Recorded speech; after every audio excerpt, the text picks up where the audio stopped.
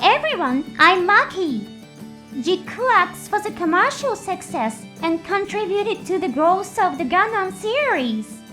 Its bold story, which explored an alternative history to the original Universal Century, surprised many fans.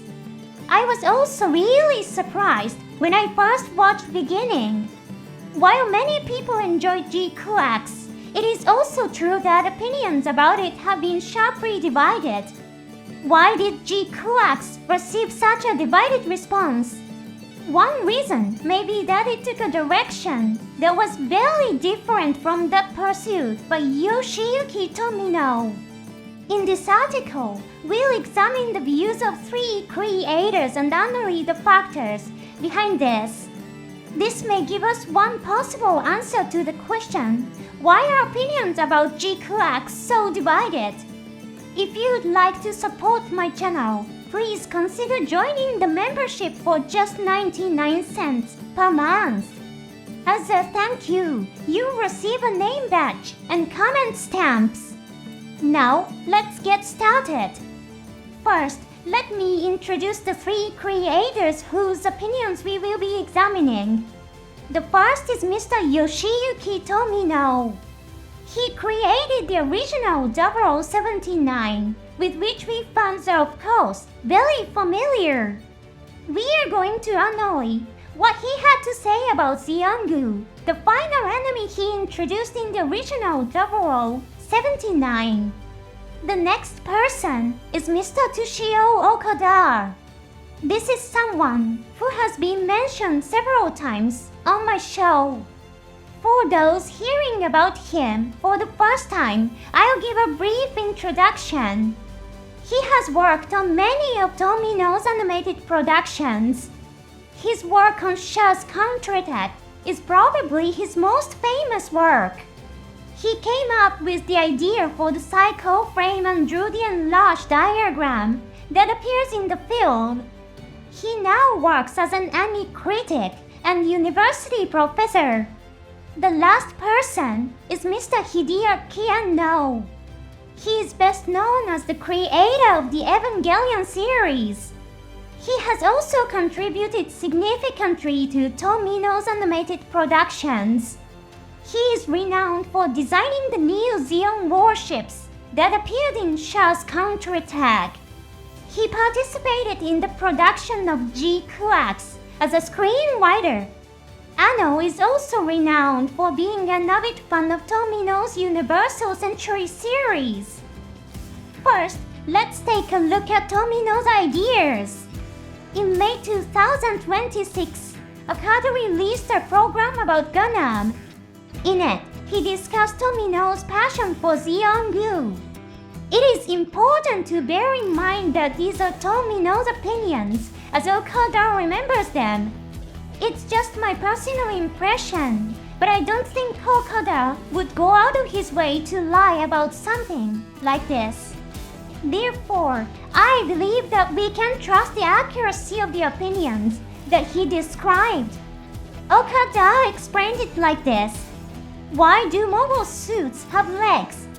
It was because of the needs of the toy manufacturer that sponsored the project. Tomino also worked on the basis that animation could only be produced with the support of sponsors. Consequently, he respected the sponsors' requests as much as possible. This is why Gundam and Zaku have legs.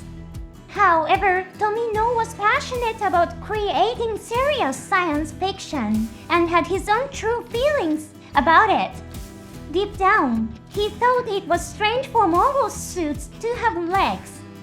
Consequently, Zeong was designed as the final enemy. It is the embodiment of Tomino's idea that it's strange for robots to have legs. Tomino had been fascinated by a story he had read as a university student. It was Islands in the Sky, written by Sir Arthur C. Clarke. The story features a distinctive spacesuit. The legs are stored inside a tube-shaped section of the suit when it is worn by a human. This is because moving the legs in space can cause the center of gravity to become unstable. At the time the story was written, this design was considered the most rational. This is why Tomino gave Zeong a legless design. There is a famous line spoken by a mechanic to Char. Legs are nothing more than decoration. Important people just don't understand the logic behind it. This line represents Tomino's secret feelings towards the sponsors. On a related note, Okada also discussed bow. Bow is a weapon created by attaching simple arms to a work pod. Okada said that bow was the kind of rational space weapon that Tomino had imagined. Then laughing, he added that unfortunately, bow was portrayed as an extremely weak weapon and was defeated en masse throughout the story. Okada then introduced a book called Gundam Century. This book was created in collaboration with staff members who worked on the original 0079 series and its fans. When it was first published, it was still considered a fan-created work and was not an official publication. However, many of the elements created in this book fascinated not only fans, but also the creators themselves. Consequently, the book came to be regarded as almost semi-official. The book introduced the concept of AMBAC. This technology involves a mobile suit controlling its attitude by moving its arms and legs. While not perfect, many people accepted it as a convincing answer to the question, why are humanoid weapons practical in the universal century? Nevertheless, Tomino was not satisfied with the AMBAC concept. He continued to wonder why mobile suits had arms and legs. He tried to create his own theory to answer this question. Once the concept of AMBAC was created, however, everyone became satisfied with it. People became so fascinated by the term AMBAC that they stopped thinking about the issue themselves. Tomino was very angry about this. He constantly complained about AMBAC to his colleagues. Okada said that he had to listen to the same complaints repeatedly, as did all the other staff members. Tomino said that he did not reject the concept of AMBAC itself, which had been created by fans, but he did not want people to stop thinking and simply believe in it unconditionally. This resulted in the portrayal of mobile suits in Sha's counterattack. The film carefully and repeatedly showed mobile suits controlling their attitude using small thrusters, called apogee motors. When creating Sha's counterattack, Tomino deliberately avoided using AMBAC.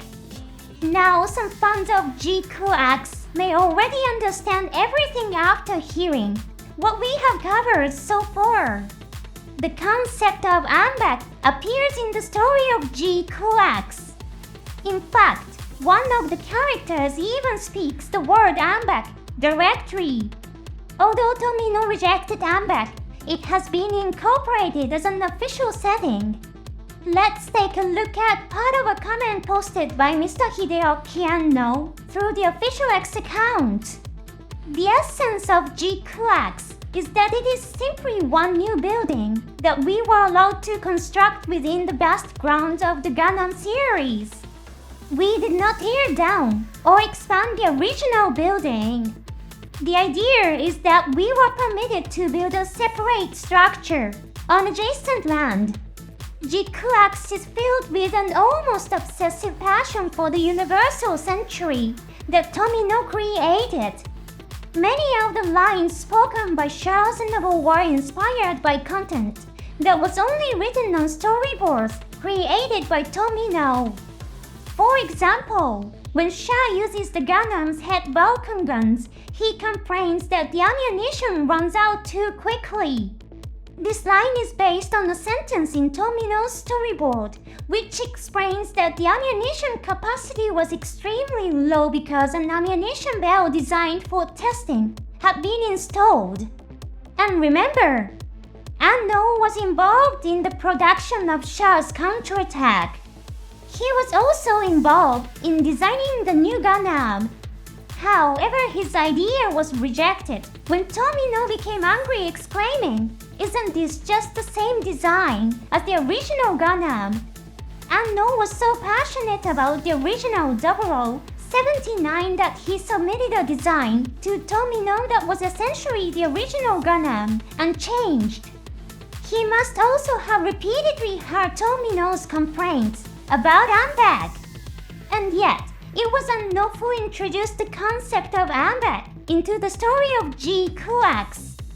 It is reasonable to interpret this as intentional.